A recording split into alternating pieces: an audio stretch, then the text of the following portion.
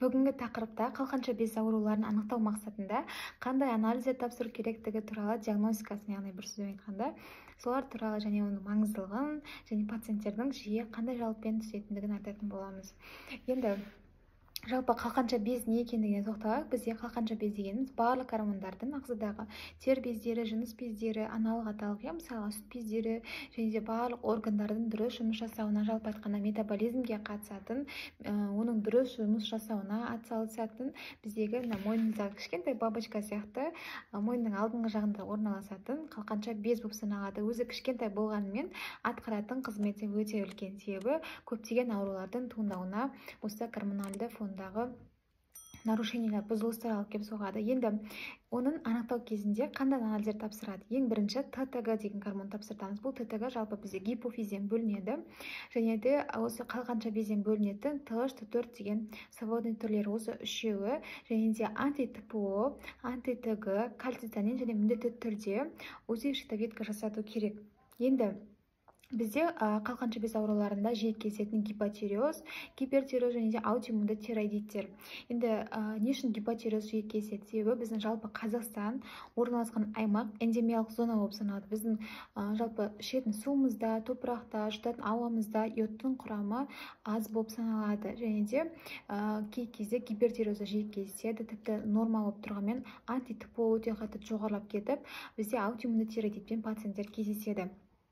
Енді жиі келетін сұрақтардың бірі, мысалға айтады, гипотиреоз кезінде қанша арықтаймын десем де, спортпен айналысам да, диета ұстасам да көмегі болмай жатыр, салмақ тастай алмай жатырмын деп біреулер келеді, немесе жүкті бола алмай жатырмын, немесе жүктілікке қандай анализдер тапсырып дайындалу керек деген сияқты жиі сұраныста келеді.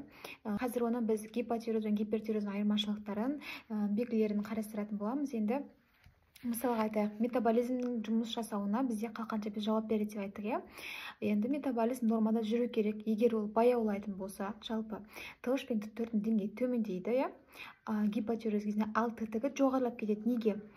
Себебі ағзада барлық жерде йодтың рецепторлары орналасады. Ол тіндіре кіріп өзінің қызметін атқару керек. Бірақ ағзада ТH пен Т4 сіңбей, бізге йод келмей жатыр деген сияқты сигнал гипофизге барады, ол ТТГ-ны көп мөлшерде өндіре бастайды. Сондықтан гипотиреоз кезінде, жалпы мен осы гипотирозға жеке видео түсірген тұғымын.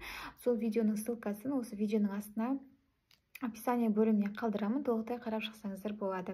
Біз айтатынымыз жыл сайын, негізі желательно 6 ай сайын міндетті түрде анализдер профилактикалық түрде тапсырып тұру керек. Яғни бұл қаншалықты сіз ертерек анықтасаңыз, соншалықты ауруды оңай түрде жеңуге болады.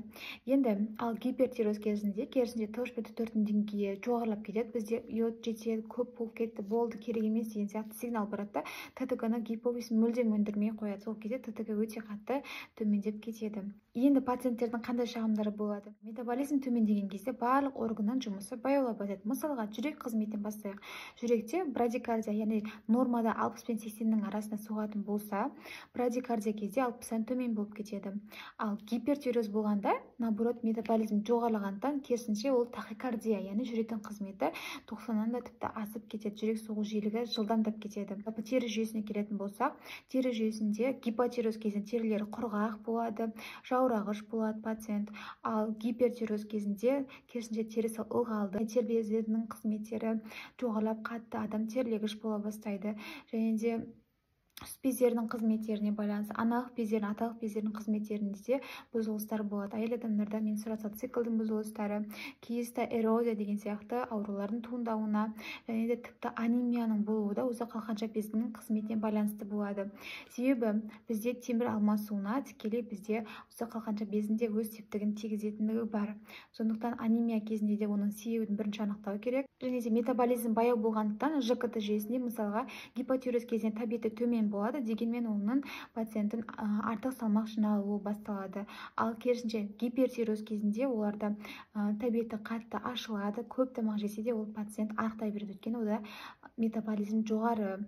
Және де ЖКТ жүйесінде гипотиреоз кезінде запор деген сияқты көп болатын болса, ал гипертиреоз кезінде диареялар жиі кездеседі. Нервный системаға келетін болсақ, гипотиреоз кезінде науқас өте шаршаңқы, әлсіз, ұйқысы келе береді, мүлдем ұйқысы қанбай жүретін болса, гипертиреоз кезінде оның ұйқысы өте аз ұйықтайтын болады, ұйқысы бұзылысы байқалады, және де ол пациент эмоцияға берілгіш, тез ашуланып кетеді, жылай салуы мүмкін. Ал керісінше гипотиреоз кезінде пациент депрессия, апатия деген сияқты көңіл-күйінің болмауы, дауысы өте жай шығулары, шашының көп түсу деген сияқты белгілер байқалады. Жүктілік кезінде қалай келеді? Кейбіреулері жүкті бола алмай, ұзақ уақыт созылғандығын және бұлай қалқанша безінің ауруларын емдеген кезде жүкті болып жатқан пациенттер де бар.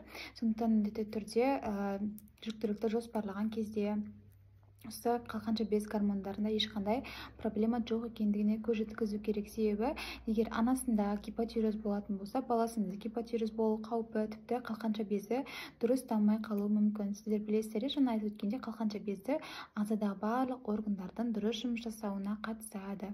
Және де егерде иод қабылдап жүрген болсаңыздар, селеннің деңгейін де бірінші көріп алған абзал. Себебі селен деген нәрсе бұл иодтың кофакторы болып саналады. Иодты тікелей ұстап алып, оны организмдегі тіндерге кіргізіп жіберетін көмекші сияқты нәрсе. Енді кейбір адамдар ойлауы мүмкін, депрессия немесе ашуланып кетсе, нервный болып кеттім деп жүре береді. Негізінде бұның барлығы сізде гормоналды фондағы нарушениеден болуы мүмкін. Яғни сіздің ешқандай кінәңіз болмауы мүмкін. Сондықтан да бірінші міндетті түрде денсаулығыңызда ешқандай проблема жоқ екендігіне көз жеткізіп алғаныңыз абзал.